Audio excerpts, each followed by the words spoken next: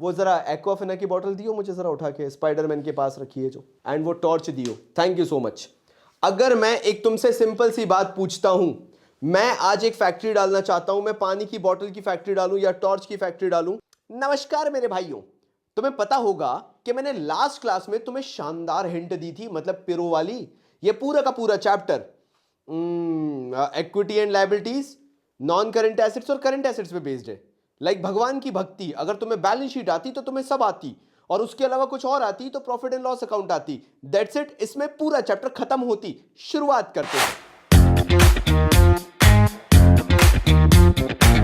तो जैसा मैं तुम्हें बोल रहा था कि बैलेंस शीट आना जरूरी है ये पूरा चैप्टर आने के लिए, let's talk about non current assets, जो कि बिजनेस की बैकबोन होती है। कोई भी बिजनेस कैपिटल जो मेजर पोर्शन फंडिंग की लेके आती है, सबसे मेजर इन्वेस्टमेंट करती है एसेट्स के अंदर। मतलब अपने माँ बाप से पूछो कि पापा मम्मी आपने क्या कमाया इतना पैसा कमा के? बेटा ये घर खड़ा किया है, बेटा देखो 2 व्हीलर रखी है, 4 व्हीलर रखी हुई। मतलब तुम समझ रहे हो, कभी वो नहीं बोलते तुम्हारी मम्मी ने बेलन खरीदा था जिससे तुम पिटाई खाते हो।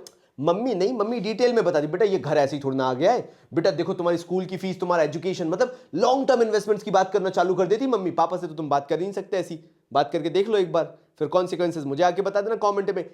फंडा सिंपल सा है, जब भी मेजर चंक ऑफ मनी कहीं लगा होता है उसको हम इन्वेस्टमेंट बोलते हैं और वो हमारे एसेट्स कहलाते हैं।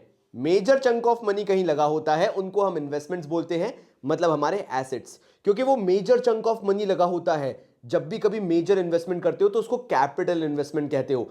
तभी जो हमारे इन्वेस्टमेंट डिसीजंस होते हैं उनको कैपिटल बजटिंग डिसीजन भी कहा जाता है। हिंदी अनुवाद करेगा भाई तुम्हारा, टेंशन मत लेना। कैपिटल बजटिंग डिसीजन, कैपिटल लगी है जिसके अंदर लमसम पैसा लगा है, बजटिंग जिसके लिए बजट बनाना पड़ा है और फिर फैसला लेना पड़ा है। Capital budgeting decision is investment decision. तुम्हारे घर में कार ऐसे ही आ गई थी का? खोपरा, दलिया और कार, तीनों में क्या डिफरेंट है? कार के लिए थोड़ा सा बजट बनाना पड़ता है और फिर डिसीजन भी लेना पड़ता है और फिर उसमें कैपिटल जैसा पैसा भी इन्वॉल्व होता है। बाकी नारियल खोपरा वगैरह तुम ऐसे भी जाके ला सकते हो, you don't have to think a lot कि उसको लेके आना है। सुबह पोहे खाने से पहले तुम कितनी बार सोचते होगे यार। तो बात यहीं पे तो आती है कि जब मैं इन्वेस्टमेंट डिसीजन की बात कर रहा हूं तो ये एक लॉन्ग टर्म डिसीजन है, ये एक बहुत बड़ा डिसीजन है। एक बार तुमने अगर वो चीज कर दी तो तुम कभी वापस लौट के नहीं जा सकते कि नहीं नहीं नहीं गलती हो गई, शिट मैंने ये क्या कर ना। एक बार डिसीजन ले लिया, that is full and final decision. तभी तो मुझे समझ में नहीं आता है कि इसमें तुम लोग याद करने क्यों बैठ जाते हो। There is nothing to remember. Capital budgeting decision और investment decision, it's basically careful selection of assets in which funds will be invested. ये केयरफुल सिलेक्शन ऑफ एसेट्स है। आप ये निकाल रहे हो कि कौन सा एसेट खरीदोगे, अरे भैया मारुति सुजुकी स्विफ्ट खरीदोगे, बलिनो खरीदोगे, अर्टिगा खरीदोगे या फिर फॉर्च्यूनर खरीदोगे, तुम्हारे ऊपर ही है ना। तो यहां पे तुम केयरफुल सिलेक्शन ऑफ एसेट कर रहे हो जिसमें तुम्हारा पैसा इन्वेस्ट होने वाला है और फिर वो चीज तुम्हारे साथ 7 8 9 10 साल तक तो रहेगी। हर रोज तो फॉर्च्यूनर नहीं खरीद रहे ना तुम, हरियाणा से तो नहीं हो। सब ठीक है, आगे बढ़े। आगे क्या बोला गया? स्कोप ऑफ कैपिटल बजटिंग, मतलब वही इन्वेस्टमेंट डिसीजन का स्कोप क्या है, क्या बताना चाहता है, मतलब क्या दिखाता है, क्या शो करता है। I know sometimes I can be lame when you have to think your decision about के सही किया है कि नहीं किया है मैंने, बट ऐसे ऐसे जोक्स कभी कभार चलते हैं। तो स्कोप ऑफ कैपिटल बजटिंग बोलता है लॉन्ग टर्म ग्रोथ। आय हाय हाय, हमें तो पता ही नहीं था कि अगर हम फॉर्च्यूनर खरीदेंगे तो हमने लंबे वक्त के लिए खरीदी, हमने सोचा था दीपावली तक रखते हैं फिर बलिनो खरीद लेंगे। ऐसा नहीं होता है। That is a long term growth plan. जब भी तुम कोई इन्वेस्टमेंट करते हो, एज अ कंपनी तुम इन्वेस्टमेंट करते हो, you are thinking about the long term proposal कि भैया लंबे वक्त तक ये एसेट मुझे क्या ला कर देगा, कितना प्रोडक्शन करके देगा, कितना फ्रूटफुल है, क्या मैं इससे मेरा रिटर्न ऑन इन्वेस्टमेंट निकाल भी पाऊंगा या नहीं, क्या मुझे इससे प्रॉफिटेबिलिटी है भी या नहीं है, वरना क्यों ही करूं इन्वेस्टमेंट, सीधी सी बात है, क्यों ही एसेट्स खरीद के लेके आऊं। Then comes large amount of funds. आय हाय, large amounts of fund involve. मुझे तो लगा था 5-10 पैसे की बात है, हम तो ऐसे टॉपिक रगड़ रहे हैं। Non current asset is basically about large amount of funds. तो मैं वही बोल रहा हूं कि if you know the heading ना कि it's about non current investments और नॉन करंट एसेट्स, यार इन्वेस्टमेंट्स क्यों बोल रहा हूं मैं, नॉन करंट एसेट्स के बारे में है, you will automatically get everything. अच्छा ये जो चीज है लॉन्ग टर्म ग्रोथ है, large amount of fund involve है। अब देखना एक और मजाक देखियो तुम जरा, मैं यहां नेक्स्ट पे दबाऊंगा एक और मजाक आएगा। यहां देख रहे हो रिस्क इन्वॉल्व, हमें पता ही नहीं था रिस्क इन्वॉल्व है। अब फॉर्च्यूनर ले ली, खतरा क्या है? ये खतरा है कि क्या वो हमारा सही डिसीजन था। अगर चलो मान लो मैं फॉर्च्यूनर की जगह बलिनो ले लेता, मारुति सुजुकी स्विफ्ट ले लेता, क्या गलती करता? मेरे घर में 7 लोग, अब 2 लोगों को डिग्गी में बिठा के लेके जा नहीं सकता मैं, तभी तो मैंने फॉर्च्यूनर खरीदी। तुम समझ रहे हो? या तुम बोनेट पे दो लोगों को बांध के ले जा रहे हो, चीखें मची हुई है बीच रोड पे, लोग चिल्ला रहे छोड़ दो इनको, तुम उन्हें को लग रहा है तुम किडनैपिंग, नॉट हैपनिंग ना मेरे भाई। तो फॉर्च्यूनर मैंने क्यों खरीदी? बिकॉज मैं जानता हूं कि मेरी नीड्स क्या है, मैं जानता हूं कि मेरी नेसेसिटी क्या है, that is what risk involve. फिर भी अगर वो चीज वो डिलीवर नहीं कर पाई तो दैट इज द रिस्क। आपने एक बार इन्वेस्टमेंट कर दिया, it can give you return, it can not as well give you return, मतलब ना भी दे पाए तो भी प्रॉब्लम ही है। तभी बोला जाता है ना कि business is all about taking the risk, higher the risk higher the profit, so that is the risk that you are taking. अगर तुमने अच्छा लमसम पैसा लगाया है तो तुम्हारा रिस्क भी बड़ा है, तो साथ में रिटर्न्स भी बड़े होंगे, लेकिन पहले रिस्क बड़ा है। अच्छा हाँ मेरे भाइयों, ये जो तुम हर वैलेंटाइंस डे पे पलटते हो ना, ये वैसी चीज नहीं है, ये है इरिवर्सिबल डिसीजन। एक बार तुमने ये डिसाइड कर लिया, उसके बाद भगवान भी चेंज नहीं कर सकता, क्योंकि पैसा तुम्हारा लगा हुआ है, भगवान जी का नहीं लगा हुआ है। तो it's an irreversible decision once you have invested heavy amount of money. तो ऐसा तो है नहीं भैया दाल में कीड़े लगे हैं वापस ले लीजिए किराने की दुकान पे जाके, इट्स अ हैवी मशीन जो तुम खरीद चुके हो बिजनेस के लिए, you are using it, nobody is going to purchase it again back, और लेगा भी तो वो उस वैल्यू पे नहीं लेगा, that means you will incur losses if you resell the machine. यानी ये एक इरिवर्सिबल डिसीजन है, once that investment is being made in the non current assets, उतना पैसा तुमने लगा दिया, खुदा कसम वो फैसला कभी वापस नहीं हो सकता है, फिर कंपनी को उसके साथ ही जीना पड़ेगा चाहे कुछ भी हो जाए। अभी एक नया गेम लॉन्च हुआ था, ईए कंपनी है, इलेक्ट्रॉनिक आर्ट्स करके है, तुम जाके देखना, बैटलफील्ड 2042 करके है भाई उस गेम का नाम, बैटलफील्ड 2042। ईए ने वो गेम बनाया और मार्केट में निकाल दिया, भयंकर बगी, लोग खेल ही नहीं पा रहे। क्या अब वो चीज वापस हो सकती है डिसीजन? बिल्कुल नहीं। Once that video game is out, उसको तुम वापस लेके नहीं जा सकते हो, क्योंकि वो एक बार मार्केट में आ चुका है। कितने ही खराब प्रोडक्ट्स के मैं तुम्हें एग्जांपल ले लूं, पैराशूट को ले लो, सर्दियों में ऐसा जम जाता है, लगाओ लगाओ फेंक के मार दो। मैंने तो एक बार यही किया था, मेरे को समझ में नहीं आया, मैंने गैस पे लिया, पैराशूट को ऊपर रख दिया, प्लास्टिक पिघलने लगा उसका, मेरे को बाद में समझ में आया, हे भगवान, तेल के साथ प्लास्टिक भी तो पिघलती है। तो ऐसा होता है, उनका वो डिसीजन था कि उनको वैसा ही तेल निकालना है, ठीक है भैया, उन्होंने निकाल दिया, लोगों ने उसको नेगेटिव बना दिया पैराशूट का, और बाकी कंपनीज बोलती थी कि हमारा सर्दियों में तेल नहीं जमता है। समझ रहे हो? That becomes N irreversible decision for the parachute company, क्योंकि उनको पता ही नहीं था कि उन्होंने क्या गलती कर दी, बहुत बाद में पता चला, और फिर वो उस डिसीजन पे वापस नहीं जा सकते थे। तो आजकल पैराशूट का हॉट ऑयल आता है जो सर्दियों में नहीं जमता, लेकिन वो पैराशूट ऑयल जो एक गड़बड़ी था सर्दियों में जमने वाला, वो आज भी आता है।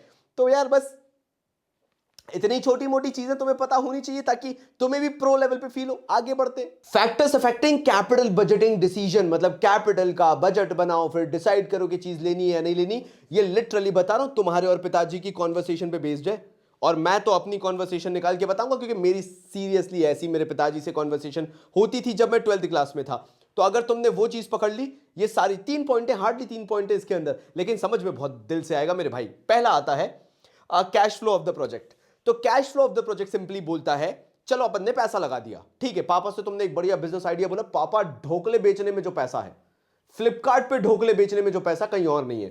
पापा भी समझ चुके थे कि वो तुम उनसे पैसे निकलवाने की हरकत करो, लेकिन पापा ने भी प्ले अलोंग किया, उन्होंने कहा वाह बेटा वाह, क्या बात है, ढोकले बेचेंगे अपन फ्लिपकार्ट पे। मेरे को एक बात बता बेटा, cash flow of the project क्या है? कितना पैसा तू इनफ्लो करवा देगा और कितना पैसा आउटफ्लो होगा। तुमने बहुत डिटेल में समझाना चालू किया, पापा ये इन्वेस्टमेंट है, ऐसा ऐसा करना पड़ेगा, इतना इतना इनफ्लो आएगा। जहां तुमने पापा को इस बात पे संतुष्ट कर दिया कि इतना पैसा आउटफ्लो जा रहा है, उससे कई गुना ज्यादा पैसा इनफ्लो हो रहा है, पैसा आ रहा है, समझ रहे हो तुम? ज्यादा पैसा अगर इनफ्लो हो रहा है, ऑटोमेटिकली पिताजी हां बोल देंगे, तुम्हें ढोकले बेचने, कबूतर बेचने फ्लिपकार्ट पे तुम्हारे ऊपर है। मतलब सीधा फंडा ये कहता है, cash flow of the project should always be at least inflow more than the outflow. Outflow का मतलब होता है, it's not just the capital budgeting और it's not just the investment, सिर्फ इन्वेस्टमेंट नहीं है जिसमें पैसा लग रहा है, उसके साथ साथ लेबर आएगा, उसके साथ साथ टेक्निक्स ऑफ प्रोडक्शन आएंगी, उसके साथ साथ अलग से जो क्या बोलते हैं वेरिएबल कॉस्ट आएंगी बहुत सारी, जैसे बिजली का बिल आ गया, रेंट वगैरह आ गया जहां पे वो मशीन रखी हुई है, मतलब बहुत सारी एडिशनल कॉस्ट उससे जुड़ के आएंगी, वो सब में पैसा आउटफ्लो होगा। अगर वो आउटफ्लो होने के बाद भी इनफ्लो ज्यादा बनता है, कौन ही मना करेगा? एक बात बताओ, पैसा लगाने में। So cash flow of the project plays a vital role, how much money is going out. Now तुम ये बोलोगे बाबा जी सीधे प्रॉफिट की बात कर देते ना, बात प्रॉफिट की नहीं है, वो मैं बात करूंगा रिटर्न ऑन इन्वेस्टमेंट की, लेकिन अभी फोकस क्या है, आउटफ्लो से ज्यादा इनफ्लो होना चाहिए, दैट्स इट। क्योंकि वो outflow is the cost covering, तो वो कॉस्ट कवर अप हो पा रही है या नहीं वो देखना जरूरी है। मत करो भैया profit, I am not talking about the profit, I am talking about cost तो कवर हो जाए। जब कॉस्ट कवर हो गई तो प्रॉफिट कमाते रहेंगे ना, बात की बात है। रिटर्न ऑन इन्वेस्टमेंट वो तो हमने पहले सोचा ही होगा, लेकिन from the very first day you will never get return on investment. Return on investment over the period of time आता है। तुमने पहले दिन 3 करोड़ की मशीन लगाई, तुम दूसरे दिन 4 करोड़ नहीं कमा सकते। You are getting my point. लेकिन हाँ, दूसरे दिन तुम ये एनालिसिस ले सकते हो कि पर डे जो वेरिएबल कॉस्टिंग आ रही है, काम करने की कॉस्टिंग आ रही है, उससे ज्यादा इनफ्लो हमारे पास आ रहा है या नहीं आ रहा है। तभी मैंने बोला कैश फ्लो प्रोजेक्ट किया जाता है, कैश फ्लो को देखा जाता है। फिर जब लॉन्ग रन में देखो, ओके ये मशीन का लाइफ स्पेन 10 साल का रहेगा, 10 साल रहने पे ये मशीन कितना काम करेगी, क्या उसमें जो हमने पैसा लगाया है रिटर्न ऑन इन्वेस्टमेंट है या नहीं है। एक ए मशीन है, ए मशीन ऑलमोस्ट 15% का रिटर्न देगी जो भी हम पैसा लगाएंगे एक मशीन पे।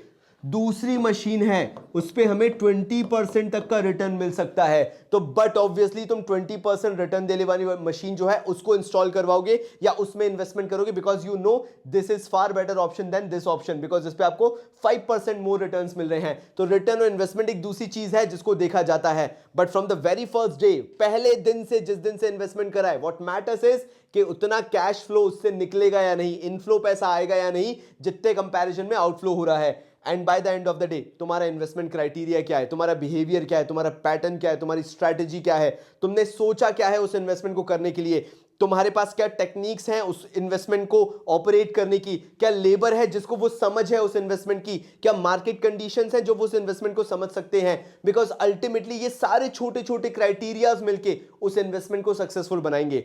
इंडिया के अंदर अगर आज से एग्जांपल चाहिए होगा तुम्हें, वो जरा एक्वाफिना की बोतल दियो मुझे जरा उठा के, स्पाइडरमैन के पास रखी है जो, I need that Aquafina bottle to explain this fact. And वो टॉर्च दियो, जरा टॉर्च देना मेरे को, थैंक यू सो मच। अगर मैं एक तुमसे सिंपल सी बात पूछता हूं, मैं आज एक फैक्ट्री डालना चाहता हूं, मैं पानी की बोतल की फैक्ट्री डालूं या टॉर्च की फैक्ट्री डालूं, लिटरली तुम बताओ तुम्हारा ओपिनियन क्या है। मैं बोलूं तो मैं एक्वाफिना यानी पानी की बोतल की फैक्ट्री डालूंगा। सिंपल रीजन है, क्योंकि मेरे भाइयों मैं जानता हूं कि लोगों में अब हेल्थ अवेयरनेस बनने लगी है, हेल्थ कॉन्शियस होने लगे हैं। क्योंकि अगर उनको टॉर्च यूज करना होगा तो फोन का फ्लैश यूज करके भी कर सकते हैं, लेकिन पानी वो फोन से नहीं कर सकते, उनको जाके खरीदना ही पड़ेगा, क्योंकि वो खराब पानी पीने को तैयार नहीं है आजकल, भले ही जेब से 20 रुपए निकालना पड़े।